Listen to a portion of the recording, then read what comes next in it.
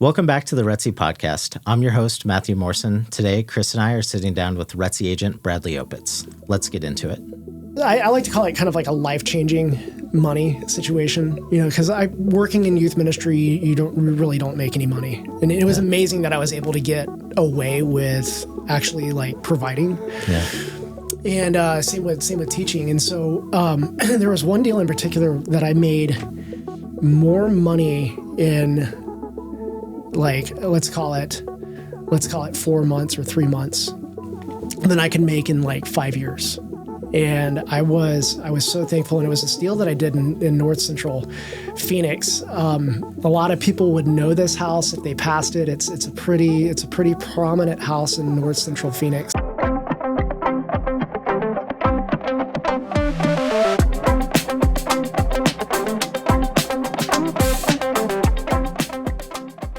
Well, welcome to the RETSY podcast. Today we have Bradley Opitz with us. Bradley, thank you for joining us today. Hey, thanks for bringing me in. Well, I appreciate you making the time. Yeah.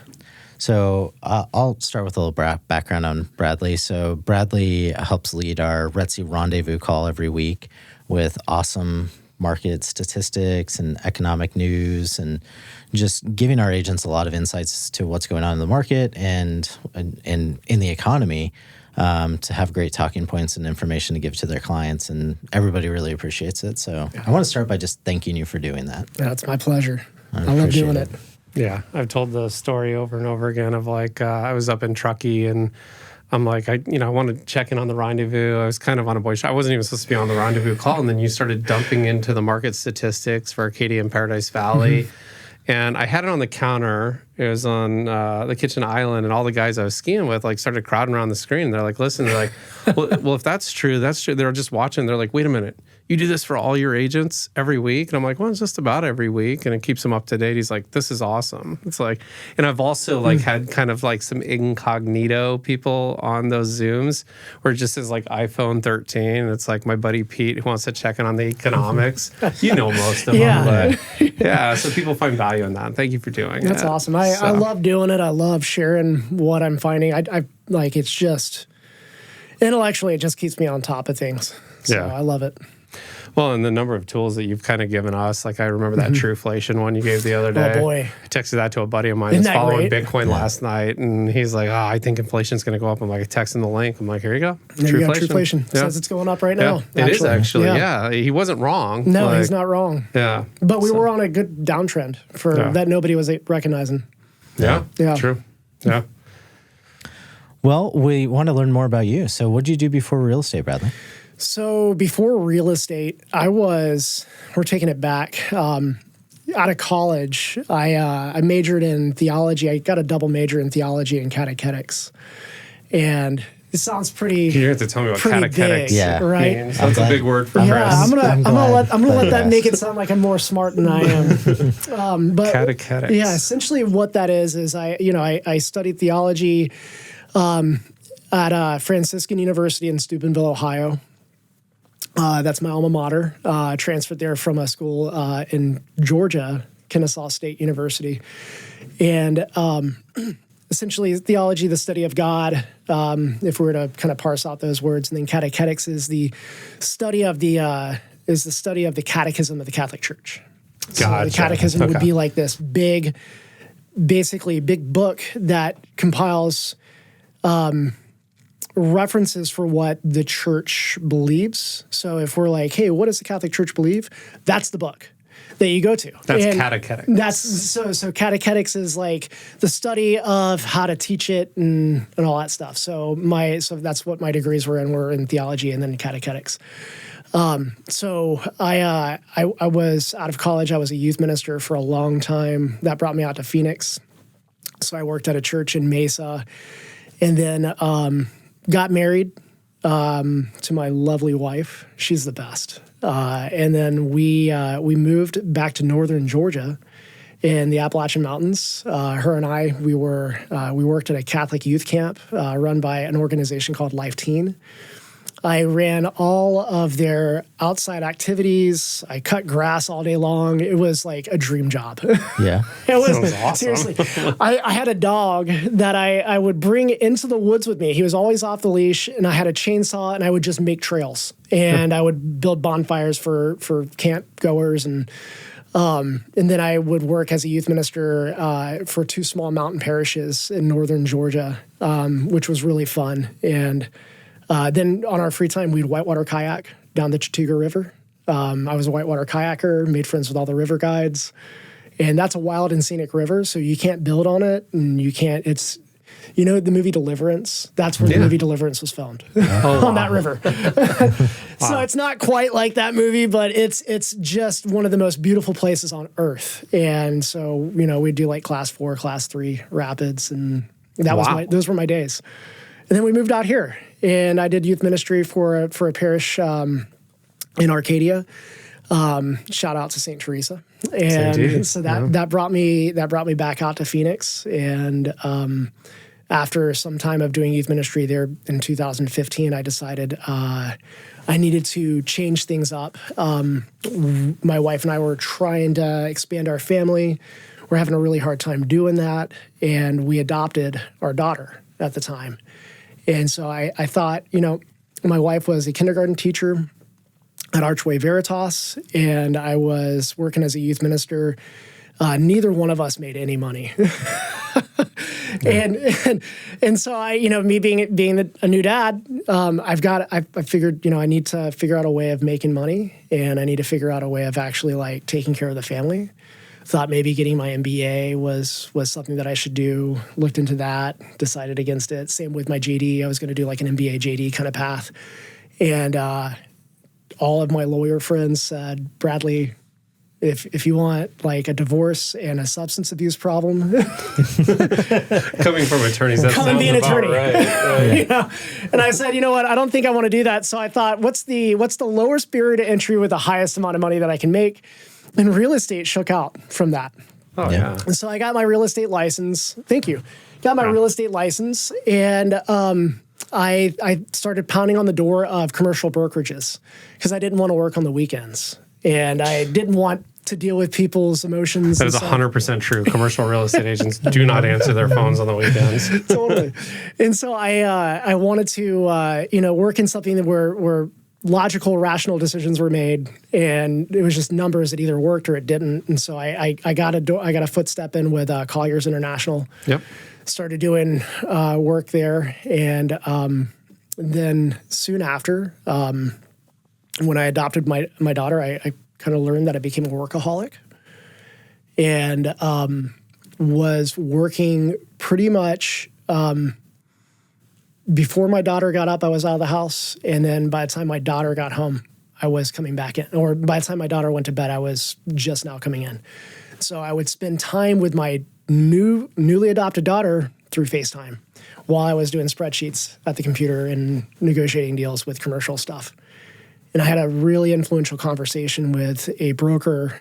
And he told me, he's like, hey, this was a mistake. I made a mistake getting into this business. And he's very, very seasoned agent. Mm-hmm.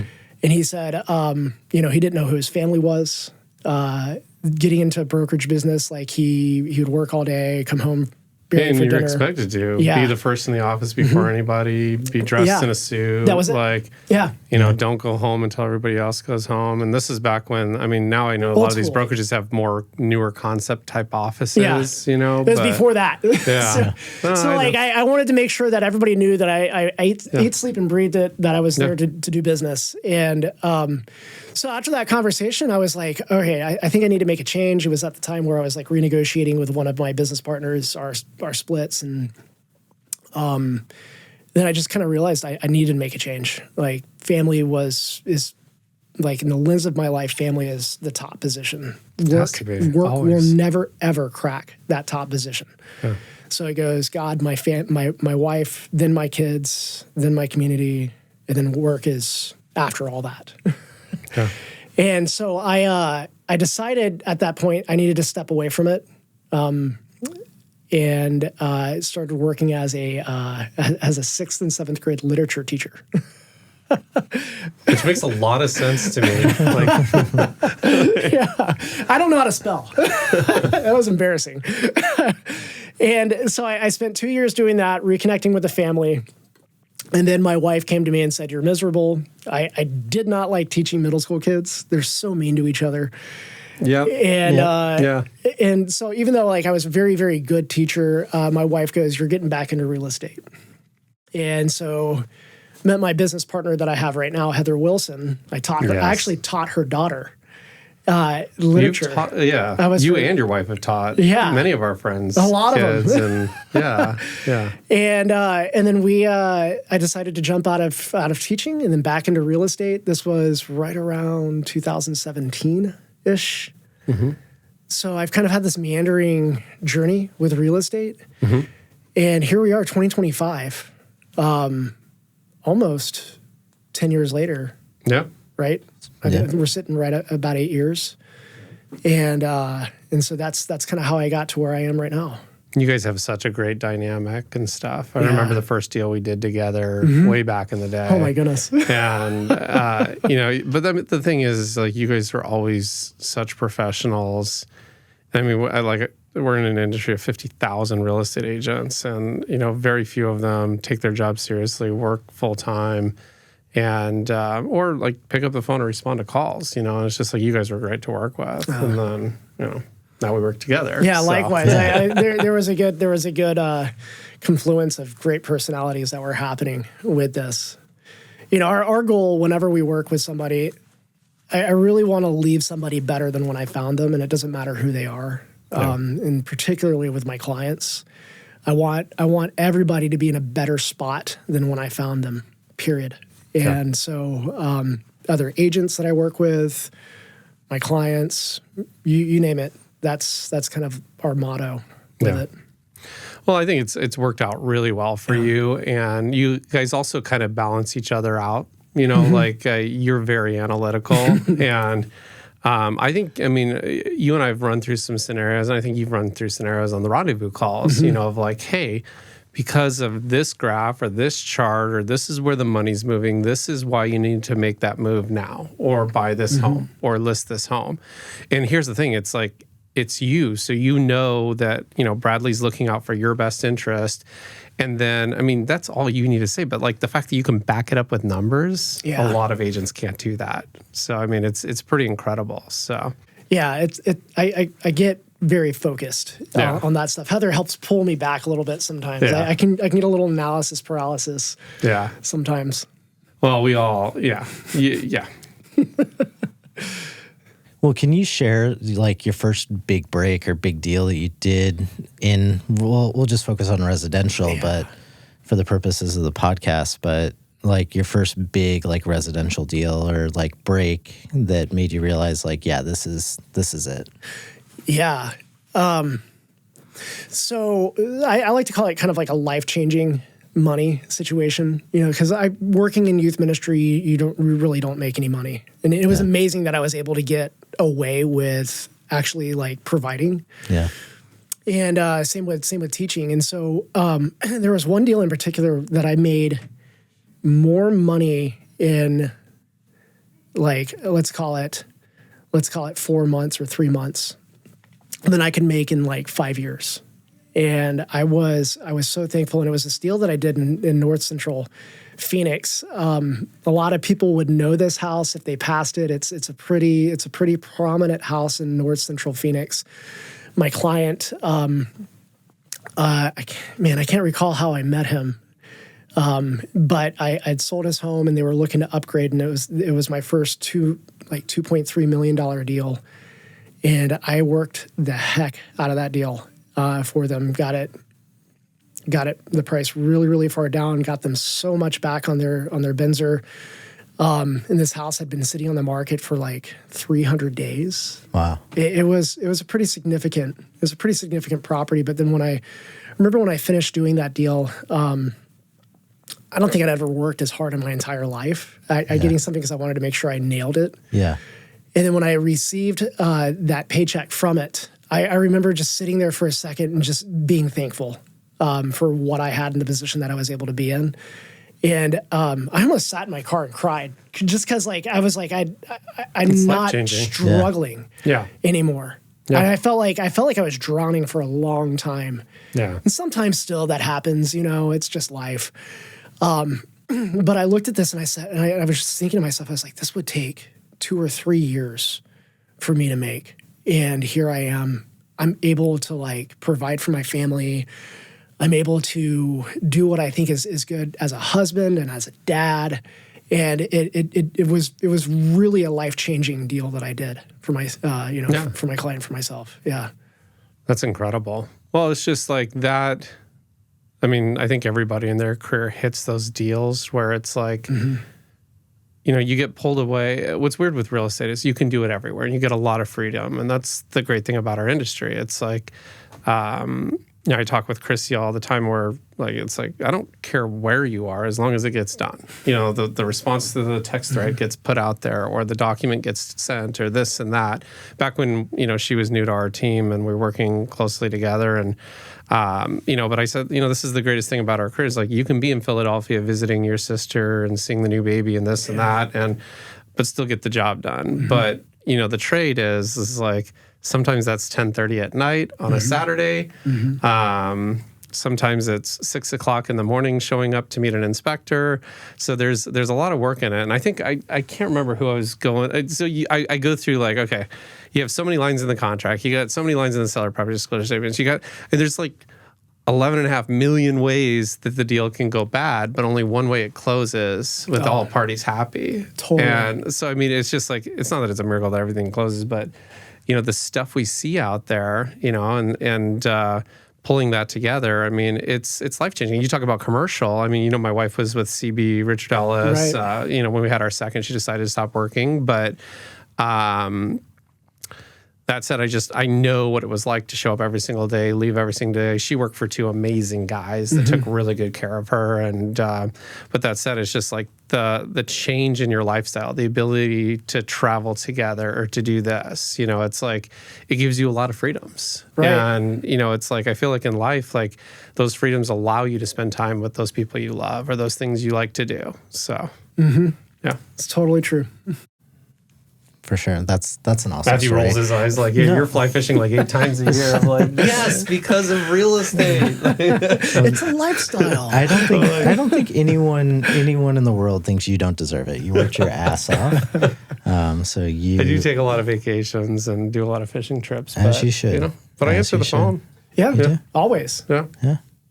Absolutely. That's an awesome story. I mean, did that just light your fire to just, okay, let's move on to the next? It did. It was the first time that I realized that I could actually accomplish a work goal, that I set out to do. And when I got out of real estate the first time, I swore off commission-based stuff. Yeah. I remember I looked at it and I said, I will never, ever do this again because I burned all the way through my savings working into commercial. Saw the type of people that I was running into and including the people that I was paired up with. Nobody was looking out for anybody unless you had family in that industry or you had a really, really, really, really good mentor. And neither one of those did I have. And so I just didn't have the regular pedigree of going to Brophy, going to U of A, and then being in a fraternity and then coming out here and doing commercial real estate. I had the complete opposite of that. I had a degree in theology, not business, I worked as a youth minister and I'm from Georgia. Nobody knows who I am. That was tough. I want my kids to listen to this and be go to college and get the degree for the thing that you're passionate about and you love, right? Yeah. You find a career doing it, great. If not, there's always real estate. Yeah, there's always real estate. Yeah, exactly. It's kind of the family biz. There's become the family biz. But but the reality is I mean, you can transition from any career and be successful in real estate. People got to know you, trust you, love you, and you make some very hard, educated decisions for them. Totally. The commercial real estate guys, they're the worst. When it comes to business and deals and stuff, and I'll go out on the limb and say this. I don't care who listens, but business and deals and stuff, they're so to the point. Here's the cap rate. Here's what you should offer this, or no, that rent's too high. You should try this. I mean, we're going through it right now with RETSY's buildings and stuff, but when it comes to their own personal house, he's like, what did she say? Like, what kind of feedback? They don't like what? They don't like the pink walls in the bathroom, or like the. That's so true. That's so true. And it's they get all offended and it becomes personal. And I'm like, okay, let's pretend it's a commercial deal for 5 minutes and let me walk you through this. Yeah, that's so true. Right? But it's like real estate's a very emotional. So if you can teach 7th graders, sometimes like that's what it comes down to, getting a contract across the finish line when there's so much in the way of emotions involved in the transaction. Right, right. And that trust issue is a big thing. And I think there's a lot of people, when you look at the commercial side, there's a lot of distrust with a lot of commercial agents, because it's like we're a town of commercial agents. There's a lot. I mean, a lot of them. Just like us. Yeah, they're everywhere. And there's been a lot of trust that has been abused in that industry as well. And so when I got brought in, Bob Mulhern, who is he heads up the office for Colliers, and so I remember he was on the top 3 of everybody that I would go and ask for. I'd say, anybody that I would take out to coffee, I'd say, who are 3 people that you think I need to be talking to? And every single one of those brokers would say Bob Mulhern. And that was in that top 3. So I went and knocked on Bob Mulhern's door. And then after talking with him, he decided that he wanted to pull me into Colliers. And his thing was, all right, we've got kind of an issue here. We need to change the way that commercial real estate is looked at. I want to try and start with you. And I'm like, me? He goes, yeah, we can teach you real estate, but we can't teach character. Yeah. And so we want to start with that right there. Fortunately, it didn't stick too long in the commercial side. But it was, that sound bad. There's a lot of really good guys in commercial. There's a lot of really great guys. There's a couple of bad players that just do the wrong thing. I know I hear the stories and you hear the back office gossip and this and that. But yeah, no, I mean, it's a competitive industry. It's very, My hat's off to a lot of the guys who make it in that industry. It was tough. I think there were something like 8 guys that started at the same time. I was in this cohort of younger 20-year-olds that started, and I was the last one to leave that office, and not one single person was able to stick. Wow. Yeah. Well, yeah. No, you hear the stories. It's more Wolf of the Wall Street, where residential is more like The Notebook. Somebody's going to cry at the table. That's totally true. Yeah. So why don't we jump into what attracted you to RETSY? Oh, good question. So RETSY is an interesting company. I was at North & Co before. It's a really great start, really great place to start. Brian North, a lot of respect for that guy. And, Heather was over at North & Co at that time. And when I started doing some deals with Chris and started interacting with you, we decided towards our end at North & Co to kind of put some feelers out and see what else was there, out there, try and leverage the name that we had made. And as soon as we gave Chris the time of day that we'd, sit down with you to talk, it was almost like 2 years from the time that we had started kind of communicating and doing deals together. Yeah. And, my philosophy was I can make money anywhere. I just want to do it for the right reason. And so when Chris sat down and talked with Heather and me about what RETSY has to offer, Heather and I looked at each other and we're like, we're going to lose money if we don't come over. And the main reason is this, is that we've got, really good support. The splits are actually pretty good. Yeah. Everybody's on the same one. Yeah, so everybody's it's not on the same confusing. You can satisfy a $140 million producer next to a $10 million producer. It's not bad. Yeah. And so the splits were in the right spot. And then what RETSY was offering to us were things that Heather and I were trying to get off the ground while we were at North & Co. And we were talking to third-party vendors all the time, trying to get these things going while trying to continue our deal flow. And we were promised things by other people, by vendors, hey, if you use us, we'll take care of that for you. And none of those things would ever get off the ground. And we were kind of banging our heads against the wall. And when Chris said, hey, this is what we have to offer, we're like, those are the things we've been trying to do. I mean, I think all teams kind of struggle with that. It's like you got to be the marketing executive, the pay-per-click person, the graphic designer.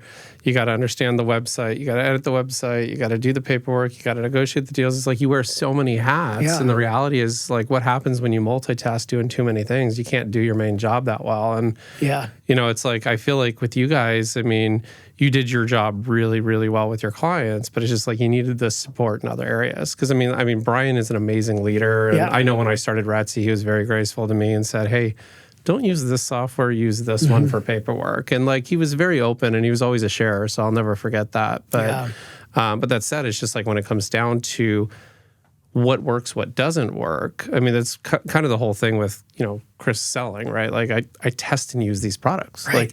Like if you should see the amount of crap that I've tested and thrown in the trash can. Boy, I believe it. Well, we've wasted a lot of money on that. I know like anybody on my advisory board is rolling their eyes right now, but like the truth is, we test some stuff, we spend some money, but if it's not great and the partners aren't excited about it, we don't bring it out. So yeah, good ecosystem there. But I remember when we sat down, it was like, and then what, you guys onboarded the next day, it's like you had a website, a pay-per-click campaign, a retargeting campaign, everything was like done for you. Those are all the things we were trying to get off the ground by ourselves, and we just couldn't do it. The only thing that we're missing out is the tax write-off portion of it by us not paying for it. Like... Of course, Bradley would bring that like up. Our motto in our group, that's how we make money at RETSY is the write-off. One of our things we always talk about is like, no, spend the money. You need the write-off. It's going to go to one of two places. It's either going to go in the government's hands or it's going to go into your usefulness. Yeah. And so where do you want it to go? We need the money. Well, there's a handwriting machine I'll sell you for $10,000 if you want the Yeah, right. So those were the main things that brought us over here is we're just like, okay, why half-ass like multiple things when you can whole-ass one thing? And all I want to do is I just want to get in, I want to sell, I want to treat my clients well, I want to meet people, and I want to provide for my family. And I want everybody that I am having conversations with, that I'm entering into deal flow with, I want them to be supremely happy with what I'm doing. And I cannot do that if I'm having to manage a stupid website. And that's just not me. I'm not a website guy. I look at it, my eyes glaze over, and then I go, okay, I'm not getting anywhere with this. Yeah. Everybody has their areas where they're sharpest at. Exactly. Yeah, that was funny. It's like, I remember that first meeting too. Yeah. Then how long was it before the first meeting you guys coming over? I don't know. In my mind, I can't remember. Well, so we had been, you kept showing us your app every time we'd get around you. Oh, the pocket listing app. Yeah, it kept showing, because we would come to you guys because y'all were dominating with the pocket listings, and we're it's always... funny how all these companies are copying that now, Boy, how about that, huh? Flattery, right? Yeah, and so we kept having to come to you and being like, hey guys, what do y'all have? Yeah. What do y'all have pocket listing wise? Because we know what's going on in North & Co. And we need some pocket listings to keep our clients happy. Yeah. And so that was the main thing that kept coming up and coming up and coming up. And we're like, all right, RETSY's got a lot of pocket listings. They've got a lot of knowledge that's happening, and we need to not just start asking, we need to be like truly in the know. Because if we're outsiders that are asking for it and they're giving us kind of some crumbs, I want the meat that's in there that's not being shown to us. Yeah. Well, it's part of this sharing in the culture, It's just like that's a group of agents that share. And I mean, just by default, by being more selective on who we let into the company, that pushed us to, I mean, we're number one in Arizona for over $1 billion for highest average sale price. Like everybody can say like, we're the largest or we're the number one for luxury, but it's like, we have 15,000 agents. Yeah. The product's so damn watered down, or even 800 agents or 900 agents. But the reality is, it's like we had the culture, we had sharing. Yeah, we were doing pocket listings before it was cool, and you were kind of in the fold of friends of like, I trust Bradley. Like, here's what I have coming. Like, who do you have for it? And also, you guys were crushing it, and people in the price point that made sense for RETSY. Yeah, it's like if you go to your brokerage and you look at and their average price point's $380,000, where do you think you're going to average out at? Right. You come into RETSY, or what is their average price point? 1.5 or 1.4, somewhere in that range. Yeah, it's just like that's why you see people make a move over to RETSY that will do 40 deals a year, but at like 600,000, their price point moves up, right? Right. So just by nature, but I remember that meeting, and I remember coming out of that, and I don't know that you guys showed your hand at that meeting, because I was like, I don't know if they're even interested in anything. I just showed them, but I loved you guys. So I was like, here, we'll share, But when I got that call from you, I'm like, oh, holy shit. All right, let's go. Yeah. Yeah, we try and keep tight-lipped. We want people guessing until we tell them what we're going to do. You do. You did a great job. I just remember getting the famous Chris text or call. It could be either, hey, I need you to drop everything and do X, Y, or Z. Hey, I need you to drop everything tomorrow, and we need to get Bradley and Heather onboarded. The number of times I've walked into the marketing department, not fully in the door, just like 1 foot in, they know it's coming. Like, hey, can you guys drop everything and do something for me? I kind of feel like I've earned that, right? Like, How high do we go? I haven't done it a lot lately, but there was a time where it was like once a week. Yeah. Darian, like we joke with Darian because she's got this like laugh. There's the F you Chris laugh, and then there's the genuine laugh. And like I got the F you Chris laughs the other day. And I called her out on it. She's like, I would never think. I'm like, yeah, there it is again. There it is again. There it is. It's okay. We all have those thoughts. We demand a lot out of our people at RETSY, right? We do. Yeah. We Excellence. do. Are you going to ask favorite RETSY tool? Oh, yeah. What is your favorite RETSY tool? Your favorite question? Still love the pocket listings. Yeah. I just I need to know what others What's don't coming. know. That's what I need to know. Yeah. That's my favorite tool. You're going to see it's out on there. steroids now. Man, so I want steroids. Yeah. So Yeah. now it's like it incorporates with our website and our app. Mm-hmm. But because of the clear compliance rules, like, let's just say any agent lists something, the TC puts it in there. Mm-hmm. You have to put in the app, like, here are the buyers I'm looking for, right? So if you cast a broad area, like you'll see all the pocket listings, but it'll really help dial it in. I think that they took a book out of the playbook for Top Agent Network where for sharing listings and everything. But with RETSY, we're going to be very loose so that all the agents can see it. But also you can now share with your clients as long as they're logged in. Because that was the difficult thing with RETSY Connect, right? You had all the pocket listings, but like agents would have to screenshot it to send it to them because I was so fearful on what would happen. But now with the tracking and everything, client logged in, you can share it with them. I feel like we've checked all the boxes for legality and clear compliance.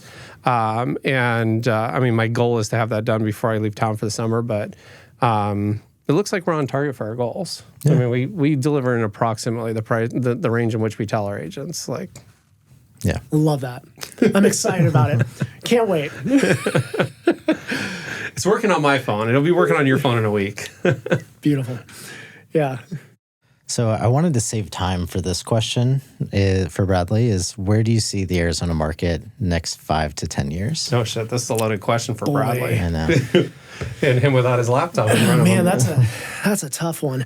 So Phoenix is rated as one of the top destinations right now for people to move to. It's outpacing pretty much any other metro area in terms of statistics.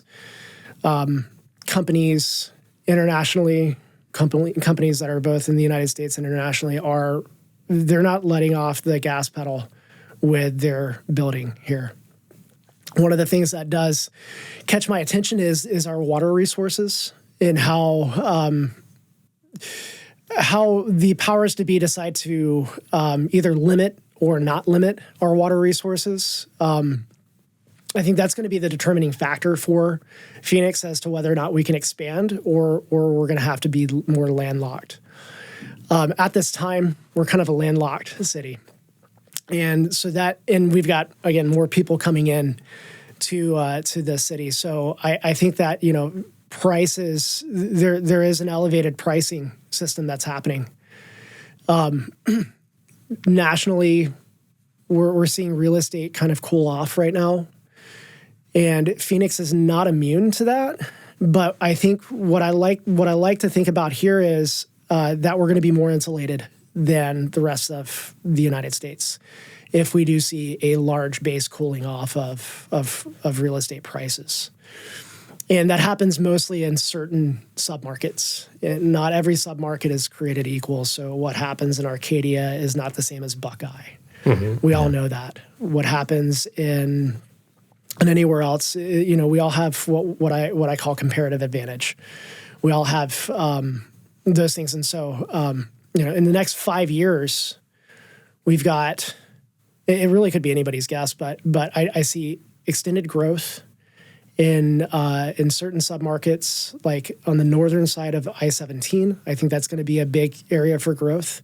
I think that's going to be a great area for rentals as those big FOBs, those big chip manufacturing plants continue to be built. You got a lot of labor that's coming in. They're not buying houses. They're having to rent at that time because they're not people that are going to be full-time here in Phoenix. They're going to be here during that time of building. So I think there's a lot of opportunity to buy houses and sublease rooms, things like that up in that area. I think Scottsdale is still going to be a powerhouse. A lot of the zip codes up and down the 101 are going to be powerhouse zip codes. 85254. Yeah, you talk about the magic zip code every week. Zip code it crushes now. every market. It was beating PB and the Arcadia zip codes. Yeah, Arcadia is something like year-over-year appreciation right now in Arcadia. We're sitting at about 4.2%, 85254. Not bad. Which is great. Not a bad day at the track. And when you look at the greater MLS, and we cover this this past Monday, when we look at the greater MLS, you're appreciating at like 2.4%. It's 2.6% right now, year-over-year for all of the MLS. Yeah. That's disinflation happening. Arcadia is beating that. And then you got 85254, which is like an 11% appreciation year over year. Yeah. That's insane. 85008. Guys, don't sleep on 85008, like especially when you're getting closer towards the Arcadia area. 85008. South of Thomas. Yep. 68th Street pretty much to 30-something Street. I would say the area is north of Thomas or north of Oak. That's an Arcadia adjacent area. You get all the amenities in that area. Like you're appreciating at better than Arcadia appreciation at this moment for those areas like Sherwood Heights, Sherwood Estates. Yep. That's such a tight-knit neighborhood. It really is. It makes sense. 254, I mean, what do you think? Schools and shops and restaurants and... I mean, just everything's there. Everything's there. And it's reasonably affordable, even though it's gone up 11%. But, I mean, I don't know. Like, if I call my financial manager, I'm like, put me in some stuff that's as sturdy as real estate that can get me 11%. Like, I don't know how that call would go. So, yeah. I mean, I'm deep into real estate. It's like, I'm a believer in certain things, and real estate's one of them. But, and even, like, think back to, like, the downturn. I mean, it was like... I remember like all my rentals were losing value, but like people were walking away from their homes and paying huge premiums to rent because nothing was for rent. So I'm like, I'm watching my rentals go down in value and I didn't want to sell them anyways. So, but the rents like doubled in like what seemed like a year period. Do you remember this? Yeah, I'm like sitting here scratching my head. I'm like, probably should sell them, but like I think I'm just going to hold on to them. You know, I joke, like just dumb enough to hold on to it and forget that you own it. And then, of course, the market bounced back. Rents just kind of continually went up, though. I can't even think of, I mean, I'm sure there's micro markets where rents go down, but that said, it's just like with what you're seeing with monetary policy, all politics aside, right? Yeah. As long as we have to print money, I mean, theoretically. Yeah. The Federal Reserve only has two main tools at their disposal. There's lots of little levers they can pull. With things like banking reserves. Yeah. So the idea is how much money is in the economy and how quickly does that money change hands, the velocity of money. Yeah. And that dictates a lot. So the Federal Reserve can pull money out of the economy. They can inject money in. If money's in the economy and they don't want to necessarily destroy it, they can suck it up through bonds, or they can keep it frozen inside the banks by saying you have to have X amount of dollars in reserves in order to be compliant with us and keep your bank accounts with us. So not to get too much in the weeds, I think that what the Federal Reserve is looking at is a couple of things. And they don't want to pull those levers just yet, but they're most likely going to have to, which is bond buying of bonds. Okay. Well, this brings up something I wanted to ask you specifically on this podcast. Not to cut you off, but this is the perfect timing for it. So, somebody I've followed, I mean, the very first book I think I read in junior high or was it high school was a book called Rich Dad Poor Dad by Robert Kiyosaki, right? Local resident. He's a local. I've seen him like 2 times at Hava Java, but I've never had the balls to walk up and say, hey, dude, you changed my life. Like, I bought real estate. Like, back in the day, like, Robert was like, buy real estate. Here's what happened. He was doing like a daily vlog or like, I know I listened to it on audio of like what was happening during the downturn. He predicted 7 of the last 2 recessions, right? Yeah. So he posted on X, he's like, what if you threw a party and no one showed up? That is that is what happened yesterday. The Fed held an auction for U.S. bonds. No one showed up. So the Fed quietly bought $50 billion of its own fake money with fake money. He's very Republican. Okay, so let's asterisk. Robert Kiyosaki is very, very... he can be a little bit right? But I mean, what his general knowledge on real estate and investing and the way he's misunderstood is just like you listen to everything, right? But you take it with a grain of salt. But I had somebody who's really smart, who's a very good friend of mine, Matthew will attest on how smart this person is. Send this to me, and he's like, honestly, like he's got a point, right? He's like, he thinks hyperinflation's starting to kick in. Then it's like I send him immediately Trueflation. I'm like, I got a new tool. It's a big secret. Such a great website. Send Trueflation, and but that said, it's like, what are your thoughts? I mean, are you seeing that? I mean, I know we did a lot of that after COVID, but yeah. So I don't know. The Fed only controls one thing, right? And that's the short end of the yield curve. That's when we talk about the yield curve. That's the bonds that are issued at certain durations, and so we're talking about bonds that are on the short term duration up to maybe 2 years, right? And so what they do is they control the interplay between so like if you have, Wells Fargo and Bank of America, each of those people at the end of the day have to reach their operating costs, and so they borrow money from each other. And so this goes really into the weeds of what's called the repo market, the repurchase market. And so the interest rate that is set at the repurchase market is actually the Fed benchmark rates. When we talk about interest rates, everybody goes, okay, well, Fed raised or lowered interest rates. That's actually what they're doing is they're managing the rates between banks when they lend money to each other at the end of the day. And so these contracts are probably for like 24 hours. And that affects the entire economy. And that affects the entire economy. Yeah. And so you got a bunch of people right now that listen to their podcasts at 2x speed that just slowed it down to 0 or 1x. Yeah. So I mean, like that's like super nerdy right there, and that's the plumbing of the banking industry, and we have to understand exactly what happens there. And so the Fed actually only controls the short end of the yield curve, and so this is why when I get on and I talk about economics, we want to look at the 10-year. We want to look at the longer end of the yield curve. The 10-year has everything to do with real estate. The Federal Reserve does not control the 30-year fixed mortgage. As much as people might think, hey, heard the Fed lowered interest rates today. Great, yeah, no, your interest rate actually went up. Why? Well, it's so true. I mean, a lot of incredibly smart people actually feel like it's a direct correlation to what their interest rates are on their homes. Yeah, right? It's not. Yeah. It's completely different. So the Fed can't control the 10-year bond, which the 10-year bond is directly coordinated with the 30-year fixed mortgage. Yeah.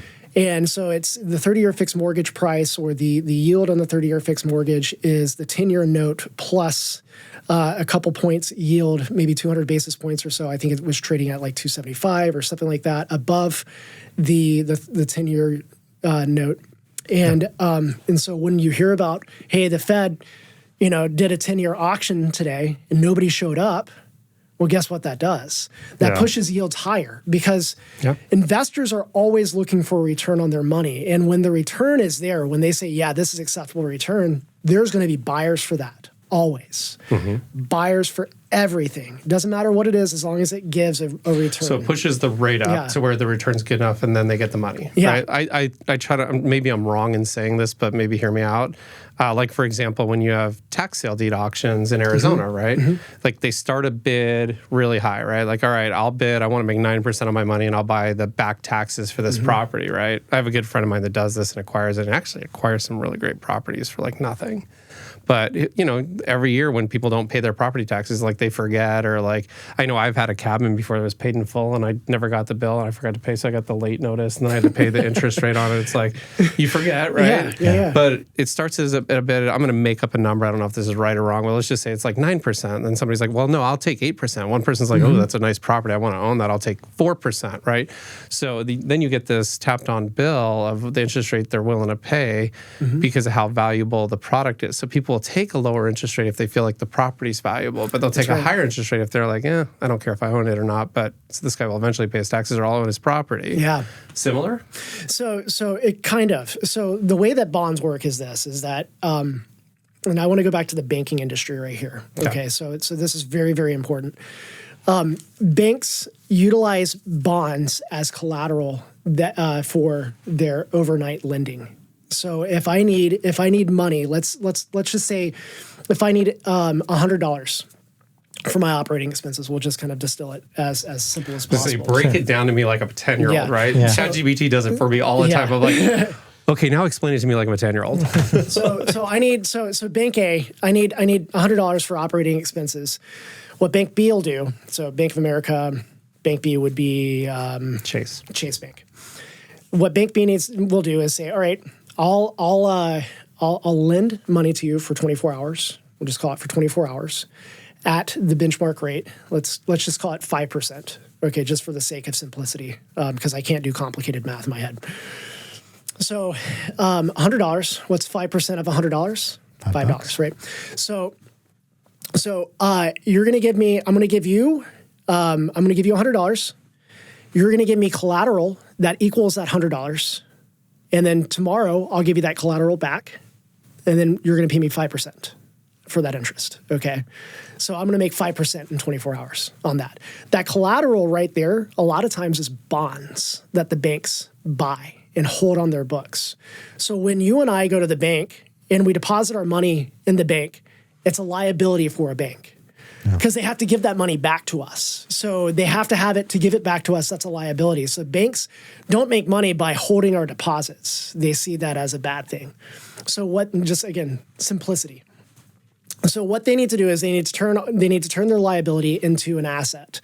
And they take our money and then they go and either create loans, which will give them money back and then some, or they go and buy bonds. And so this is the sticky situation that we're in right now, is that the banks bought all of these bonds during when the interest rates were very, very, very low, like when the 2%. Fed brought interest rates down low. So what you got to know about bonds is when an interest rate is low, the bond is worth a lot of money.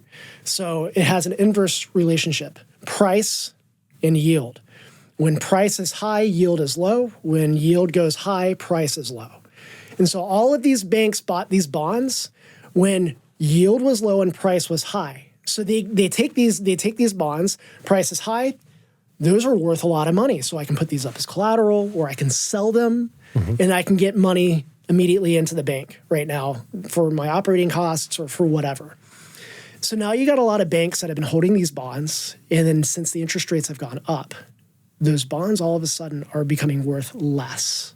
And the banking industry is actually in a really tough spot right now because those yields have gone up and those bonds are worth less. Now they can't put it up as much for collateral. You need more liquidity in the system. And then you cannot sell those as well because they're worth less. You're taking a loss now on those bonds. And so the banking industry at this moment, along with the federal government, nobody needs interest rates to come down more.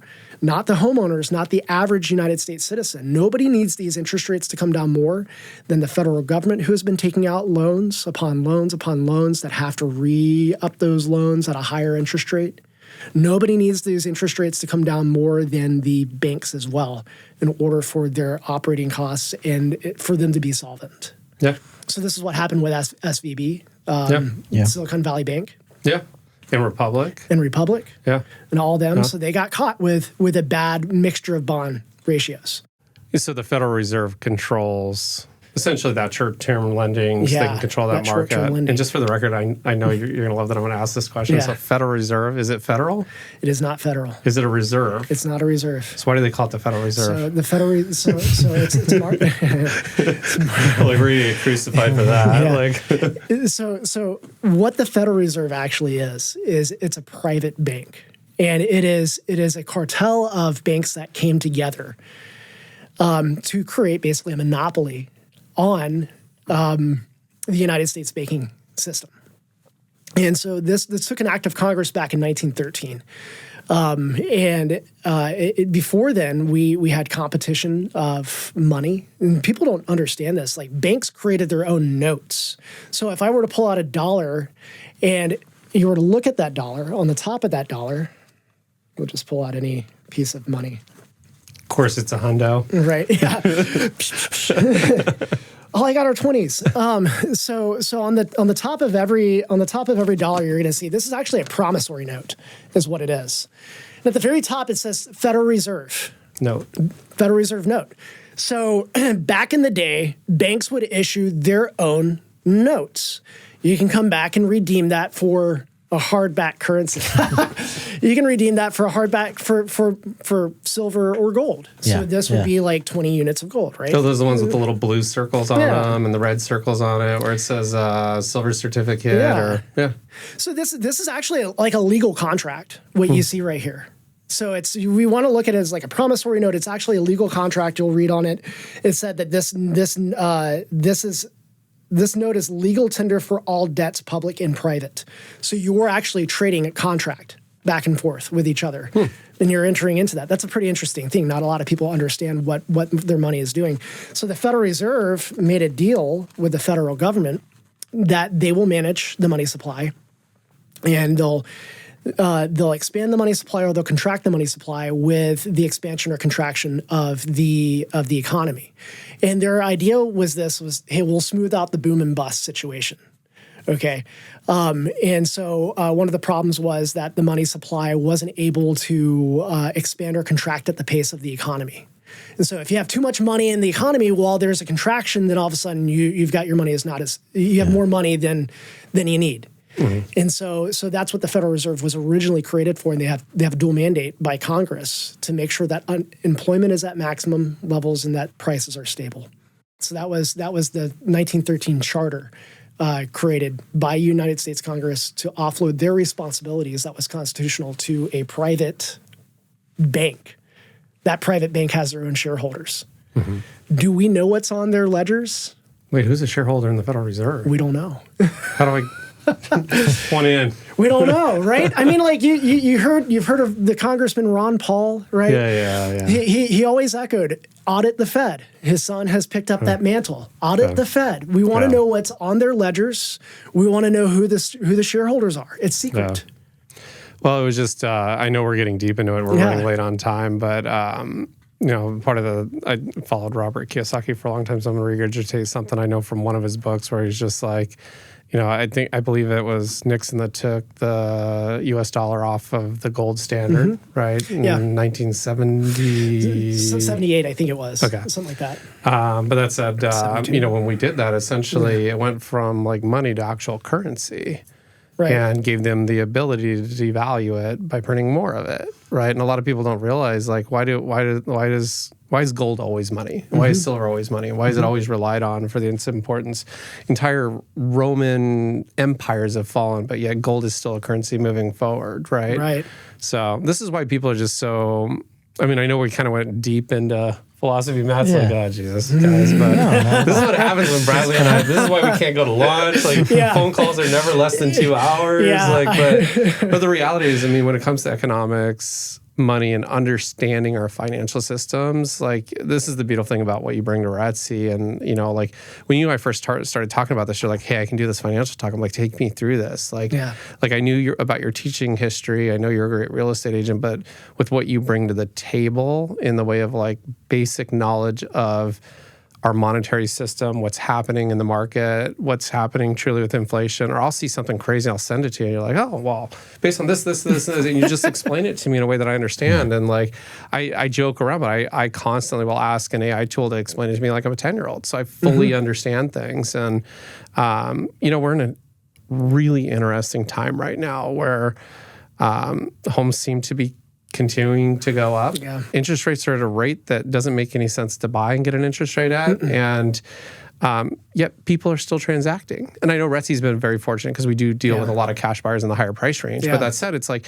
I was talking to Brent Nardecchio, one of our preferred lenders, like the other day, and he's like, we are crushing it right now, even on refis when rates dip down to the 6s. A lot of our agents notified their clients to do it. But also, like, I feel like it's put agents in a penalty box, because how many clients have you talked to that are like, yeah, I'm kind of ready to downsize, or I'm an empty nester, I want to move up, or this and that, but I don't want to let go of my $1 million loan at 2.5% on my house. There's a tension, and I always talk about this with my clients. There's a tension between time and money. Okay. That's what matters in the financial industry. That's what matters in our industry. Yeah. On a long enough plane, everything goes to zero. And what I mean by this is that life doesn't stop. At the end of the day, every transaction, whether it's economic or real estate or whatever it is, we're all human beings that have to act. Yeah. And we have needs that are beyond economical, right? So we have families, we have death, we have feelings. So we're a human-based economy. And we can't forget that. And the idea is this, is that behind every economical transaction is human action. And so when you have people who, during COVID, bought a house, a lot of buyers were pulled forward that did not anticipate buying a house that year, but they had to. And the Federal Reserve and our government created stimulus that artificially inflated the economy, that pulled buyers forward and pulled sellers forward, their timelines forward, that tension between time and money, their timelines got pulled forward.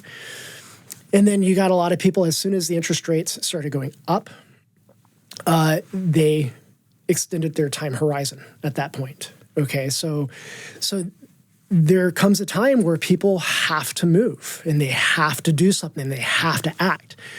And that time is starting to run out for a lot of people who are trying to put it off. And so when they look at their own personal life and everything that's outside of dollars and cents, and they compare it to, well, how much am I paying for this? Their life actually becomes the main economic driver at that point. So the human need becomes the economic driver versus whatever dollars they're paying. And so I think we're starting to hit that milestone right now where people have been putting off for maybe 3 or 4 years. You think we're going to see another? I think that I watched my Tesla go up in value 20,000 like during that period of time, and I was just sitting here scratching my head like, that's not supposed to happen. I'm transacting with 2 people that I've been working with for 4 years. And now is the time. And it's funny because they're transacting simultaneously. Yeah. And each of them said, hold on, we're going to hold on, we're going to hold on. And finally they go, we can't hold on anymore. We need to. We have a mutual friend that I have that calendar reminder where I call him every year and be like, yeah, the market was supposed to crash 3 years ago. Do you remember that? And then I'll call him. Like, the market was supposed to 4 years ago. It's supposed to crash. He's like, I'm just waiting for the market to crash. I'm like, yeah. It's not. No, it could. Yeah, I mean, I just feel like if things continue to inflate, I mean, real estate's one of those things where it's like, you can live in it. Yeah. Real estate investments need to be real estate investments. I don't always look at my house as an asset, but I mean, the reality is like, look at how much it's gone up, and I mean, it's just everything when it comes to real estate. I mean, it makes sense for investing. And I'd say talk to your RETSY agent if you're ever thinking about buying an investment property, because you'd be surprised where you should buy them. Like the zip codes that appreciate 11%. Wish I would have predicted 85254, 85008. Look on those peripheries of really, really like PV and Arcadia. Yeah. Yeah, and Bradley really does have the crystal ball. I'm going to bring up that C2 monetary thing, dude. So we were, I don't know if we can send this to Jack to edit this into the video, but like months ago we were talking about Bitcoin, and it's like the monetary supply is dipping. He's like, Bitcoin follows the monetary. And let me send you a graph. And I'm like looking at this. I'm like, wait a minute. Bitcoin's tracked with this monetary supply graph forever. And this was when it was at like 100 or something. And he's like, oh, no. I mean, it looks like it's going to go down to 80. And then like 2 months later, what does it do, right? You didn't call and say, I told you so, though. You should have. Should have. I was like, okay. And then what happened is it went back up to 100 without me paying attention to that graph. And then you show the other graph of it just skyrocketing right now. And then what did it hit, 110 today? And you have this graph that shows 3 months ahead of time. That is a crystal ball, dude. It is a crystal ball. I know, and Bradley's on the rendezvous call. He's like, Chris, let's just see this chart. Now, I'm not saying Bitcoin's going to go up. I'm like, yes, you are. You are saying that it's going up. Look at the graph. The graph doesn't lie. Like, if this is the monetary supply. But this is the fun things we do at this company, and like this, I love your personality. I love how analytical you are and the way you break it down. And then also, I've seen what you do with your clients to help them get over those mental hurdles they need to make smart decisions. Yeah. So here's the fun thing. One of the things that I always do, and I can give everybody the information as much as they want, but my clients also have an opinion, and they're bringing their own knowledge to that opinion. So I'll never ever tell anybody, no, you're wrong. That's something I'll never do. I'll just ask questions. I kind of feel like you've told me that, but I like to ask questions. I want to figure out exactly where they're coming from because maybe I'm wrong. I always like to leave room for being wrong. And but I also never tell anybody they have to buy a house either. again, because it's that human interaction. So whenever I meet with somebody, we're going to look at I'm going to start with their human goals first, it'll include their financial goals, but we're going to talk about their human goals first. Like, what does that everyday life look like? What do you want to do? Da, da, da, da, da. And then we work backwards from there. And then, so maybe it's the time, maybe you need to hold off for a couple months. Maybe you need to hold off for 4 years. I'll journey with you, but it just has to match up with that goal. But I'll never, ever say, you got to buy now. You know, that's what makes you a great realtor. Yeah. So we're pushing on time again. Today's, an hour went by like that. Can you believe that? 59 minutes. Love it. So, how do you want to wrap this? So he looks like he's going to ask you another question. Yeah, that's okay. You can ask me another question. Let's do it. I really kind of want Bradley's podcast would be the longest one ever shot. Let's do this. It does. I really wanted to bring up like something that you said on the rendezvous call a few weeks ago now that just like it hit home so hard with me. Is like, this is a market that buyers wanted 2-3 years ago. Yeah, like it is. Like 2-3 years ago, there's no inventory, there was no selection, multiple offer situation. I can't tell you some of the things I saw in contracts with escalation clauses will beat any offer by $100,000 with no cap. Yeah. Wait, we did that? No, well, like I've seen it on contracts, and I forget if we rep the buyer. I was like, I don't know that I'm mentally ready for that market. Yeah. No, like terrible market. In 2021, 2022, I was seeing this. You know, the highest one I saw was we'll beat any offer by $100,000 with no cap. You got to be kidding me. Nope. We'll beat any offer by $100,000, no cap. See, at that point, I would have said, no, you shouldn't do that to my client. No, absolutely. We need to have a place where we walk away. We had an agent the other day list one in Arcadia that doesn't know the neighborhood. They were like 400,000 under market. And he's like, oh, I got 30 offers. I'm like, well, no kidding. Like, because you priced it wrong. Yeah. Wrong. You took the Zillow's estimate. You mean those aren't right? But we saw so many crazy things in that 21-22 market when we had no inventory. And there was no buyer selection. Everything was super competitive. This is the market buyers wanted back then. It doesn't have the interest rates that we had that time again. And so it's kind of like that tension that you were talking about a little bit. You know, you like the market is now, if you're in a position to buy, like it is a good buyer's market because there is a lot of inventory, there's a lot of selection, and there's a lot of room for negotiation. So one of the things that I think every agent needs to keep in mind is that we are an extension of our client by definition of agency. Yeah. We need to view ourselves in the same corpus of our client. You know, we're in the same body as them. We are just a legal extension of them. So part of that, you know, we come with knowledge and we come with an understanding as to where the market is, and we see a lot of different transactions and what can and cannot get done within reason. And so our clients need to understand what we know is that there's a framework. There's a pretty good framework here as to what creates a buyer's market and what creates a seller's market or what creates a neutral market. And when we see inventory at a decade high, like we see right now, all across Phoenix, it's just for the greater Phoenix market, and we see houses sitting on market, buyers need to understand that this is their moment right here. Again, I'm not going to say you have to buy it, but I am going to tell you that if you don't want to be in a situation where you're competing against other people, let's go ahead and flesh that out and make it visual as to what that looks like. What does the market have to actually look like in order for you to get the house you want at a price that you are comfortable with? I don't want to say that you want, but that you're comfortable with, and that you're not having to give away everything in order to get that house. What does that actually look like? So I'll ask the question, like, help me understand what your vision of that market looks like. And they'll start going through things like higher inventory. Okay, we got that. Great. What would create higher inventory? Well, that's a good question. I don't know. Well, it's going to have to pull people back from buying, right? It's going to have to be something where there's more time on market. What's going to be that mechanism that pulls people back from buying? Cost of money. Cost of money. Okay, that time value of money. Okay, so that's that interest rate going up. What's the other thing?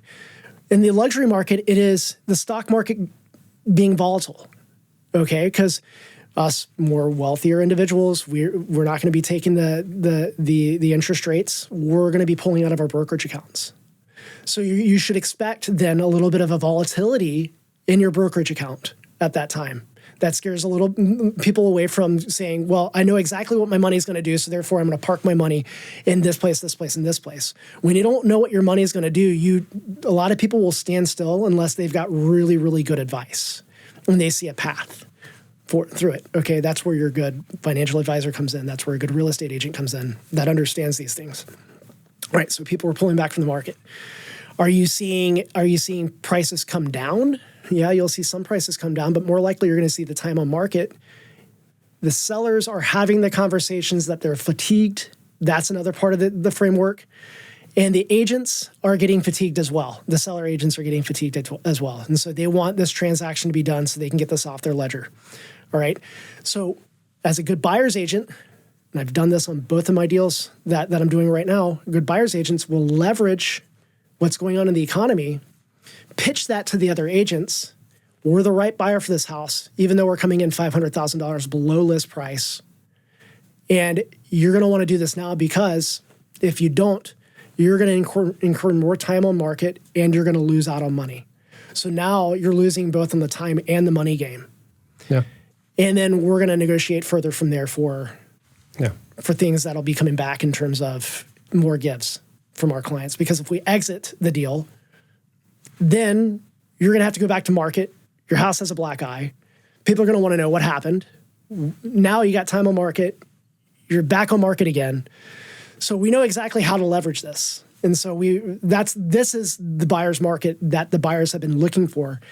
It just looks uncertain for the average person that's looking in. So uncertainty creates a really good buyer's market, in my opinion. Of course. Yeah. And the reality is like, there's nothing worse than somebody submitting an offer with no phone call, no justification of it. I mean, I think one thing I've trained our team members on is just like, if you're going to come in low on an offer, like have the backing to call the agent and be like, look, like my opinion based on what I see for comparables, but you're overpriced. Right. And because you're overpriced, this is what we're offering you. And here's why we're offering it to you. And sprinkling in economy, supply, demand, cost of money, all that stuff. I mean, you're not wrong. I mean, the cost of carry on these places are huge. I mean, it's killed development deals for me because I'm like, I'm not doing another deal where the bank makes more money than I am. Right. Yeah. Doing nothing but haggling and hassling. Yeah. And the way that this looks right here is that you got to go for the big ask. And every agent on either side needs to understand that the big ask is a big ask. And you need not to be infuriated by it. You know, it's business. So go for the big ask. We're going to make our position known. We're way below. You're going to tell us exactly where you're at. And then in this market environment, crafting a deal looks like making 4 or 5 counteroffers at this point, or at least it is. And plus conversations. So you're not negotiating within hours or a day. You're negotiating over the course of almost a week at this point. And that's kind of like... Well, and now more than ever, because unfortunately in our market, you have those brokerages that are just training young agents to take any listing, ask the seller what they think their house is worth, and say, okay, let's start there and we'll see what happens. And it's like, there's no education of the sellers. I mean, stuff's hitting the market like $1 million, $2 million over the price it should ever be at. Right. Like, we were joking, but not joking. I mean, like, I think a third of the market is undesirable. A third of the market is completely overpriced, so ridiculous that people don't even want to show the house. And then we really only have a third of the market that's out there. So like when you present that, it's like, wish we could break out the graphs and be like, all right, so if the median price is this for this neighborhood, what percentage is over, what percentage is under? And then it's just like, this is why you want an experienced agent to present your offer and represent you. And here's the beautiful thing. Those agents and those brokerages are fully expecting you to give them the knowledge, the information, and the offer so that they can go do the same thing they did when they listed it, which was like, what do you think? You know, but if because they will regurgitate everything you say to that seller. So smart, strategic, love that. They steal it. You should. Everybody should use it. I love it, especially when we're doing high-end luxury homes and we know that they're pulling from the brokerage accounts. I will pull up. There's a cost graphs. of money. Yeah. I will pull up graphs of the stock market and go, hey, stock market came down 15 to 20% on the S&P. Where do you think your buyers are pulling their money from? Yeah. Who else do you think is coming knocking on your door in this environment? We are. We're comfortable with it. Do you think everybody else is? Well, and it's, steering the buyer in the right direction. If you want to negotiate, you're not making the offer in the first 2 days on the market. Right. Yeah. No. Not at all. Yeah. Let them sweat it. Well, unless you really want the property and you're willing to pay it. A price, the value of the home is whatever a buyer is ready, willing, and able to pay for it, right? Exactly. It's $500,000 at their ask or $100,000 over their ask. It's like, it is what it is. But, yeah. So I know we got to wrap this. We do. Because we're way over. But I'm glad we got that in, though. Yeah, I am too. Yeah, thank you for sharing that. You're welcome. But before we wrap, how can people connect with you? Whatever you want to share. If you want to share your email, your phone number, your Instagram, how do people connect with you after the episode? Yeah, you can connect with me on Instagram. I'm at Opitz, OPITZ Real Estate. I'm pretty easy to look up for my phone number. We're real estate agents. We're everywhere. That's why I get 1,000,001 phone calls from nobody. So everybody and their mom. RETSY.com, you can find my information there. Bradley at RETSY.com is my email. So BRADLEY. Yeah. Awesome. Well, we really appreciate you coming in and sharing the knowledge, and we'll definitely have to have you back. Yeah. My pleasure. Thank you, sir. Thanks, Bradley. Thank you. That wraps up this week's episode of the RETSY podcast. Thanks for listening. Check out the show notes to connect with Bradley. If you enjoyed today's episode, take a moment to leave us a review wherever you listen to this podcast, and please subscribe so you never miss what's next. Next week, Chris and Matt are sitting down with RETSY agent Jennifer Burgess. Here's a sneak preview. But I think an idea held before your mind has to come to pass, because subconsciously you start putting your efforts toward that idea and you start putting your momentum into that idea.